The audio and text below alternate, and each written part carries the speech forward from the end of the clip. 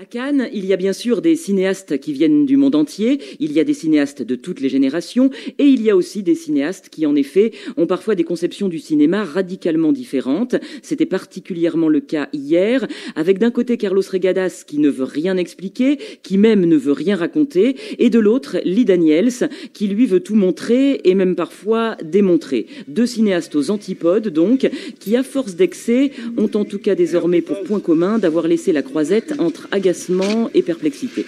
Yes, officer.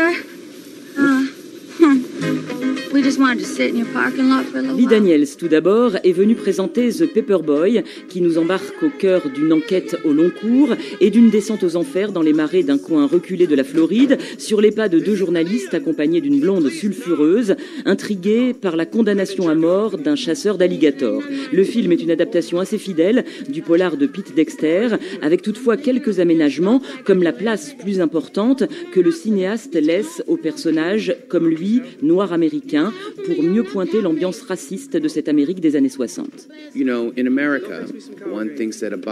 En Amérique, certains croient que Obama est apparu comme ça, par miracle.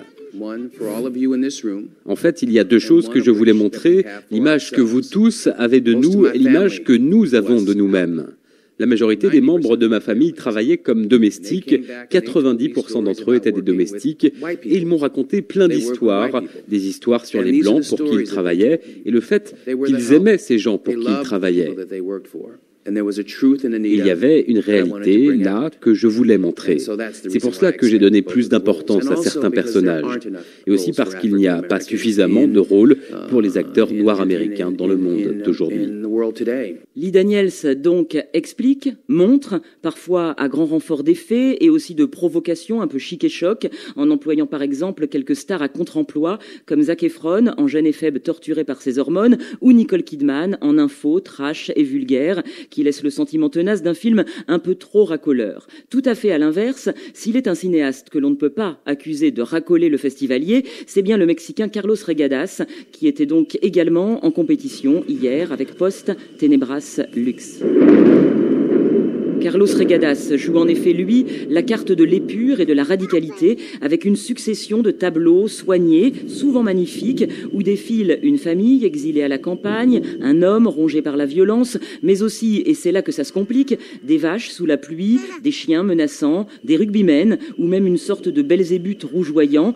Alors cette fois, l'audace formelle du cinéaste mexicain donne le sentiment de tourner à vide. Elle a en tout cas laissé les festivaliers pour le moins désorientés, mais Carlos Regadas assume. Le cinéma, pour lui, n'est pas fait pour raconter des histoires. Ça me fait vraiment rigoler quand on dit « je veux au cinéma qu'on me raconte une histoire ». C'est comme la peinture, vous savez, pendant longtemps, les gens croyaient qu'il s'agissait de raconter une histoire. Mais il ne s'agit pas de ça. Et même si on voit la peinture ancienne, parlons de Rubens, une fois qu'il fait un tableau avec un mythe classique, on va au musée, on raconte le mythe de nouveau et on dit ce qui se passe. Mais ce n'est pas du tout ce qui est important dans le tableau de Rubens. Donc c'est la même chose dans le cinéma. S'il s'agit de raconter des histoires, c'est beaucoup mieux de lire. Et le cinéma, c'est une autre chose. C'est écouter, c'est voir.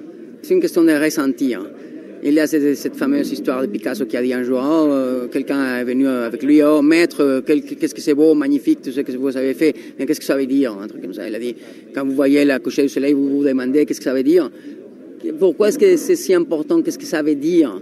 Je pense que le cinéma n'est pas là.